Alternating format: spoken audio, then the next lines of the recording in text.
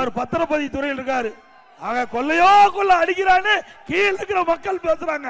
நான் பேசுறேன், எங்களுக்கு பாயிண்ட் எடுத்து கொடுக்குறாங்க மக்கள். இப்ப ஏற்கனவே பிராந்தி கடையில 10 ரூபாய்னு ஒருத்தர் பேர் வாங்கியிருக்காரு, யார் உங்களுக்கு தெரியும்.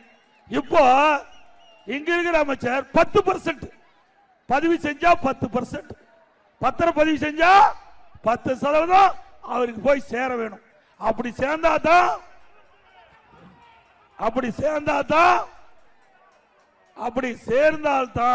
அந்த பத்திரப்பதிவு நடக்கும். நடக்குதுல உண்மைதானே? உண்மைதானுங்க.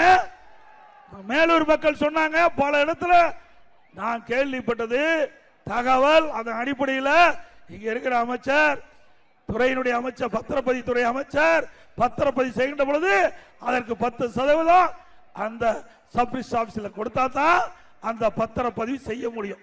அப்படிப்பட்ட அவல ஆட்சி தமிழகத்தில் நடந்து கொண்டிருக்கின்றது.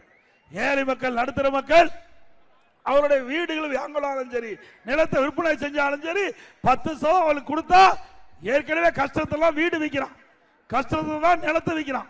அப்படி இருக்கின்ற போது அவர்கிட்ட 10% கமிஷன் வாங்கினா அவள் எப்படி வாழ முடியும்? திமுக ஆட்சி ஒரு அவல ஆட்சி என்பதற்கு இதுவே உதாரணம். அது மட்டும் இல்ல, தமிழகத்தில் 582 பத்திரப்பதிவு அலுவலகம் இருக்குது. 582 பத்திரப்பதிவு அலுவலகம். அதுல ஒரு வருஷத்துக்கு மேல பத்திரப்பதிவு அலுவலகம் இருந்ததே கிடையாது. ஒரு வருஷத்துக்கு ஒரு ஆள், அடுத்த வருஷம் இன்னொருத்தர், அதுக்கு அடுத்த வருஷம் இன்னொருத்தர், இப்படி 582 பேர்லையும் மாத்தி மாத்தி டிரான்ஸ்பர் போட்டு அதுல ஒரு அமௌண்ட், பெரிய அமௌண்ட் வாங்கிட்டு இருக்கிறாங்க. அண்ணா திமுக ஆட்சி வரும், கீழே இருக்கிற சக்கரம் மேலே வரும். அப்பொழுது இப்படிப்பட்ட ஊழல் எல்லாம் தோண்டி எடுத்து நடவடிக்கை எடுக்கப்படும்.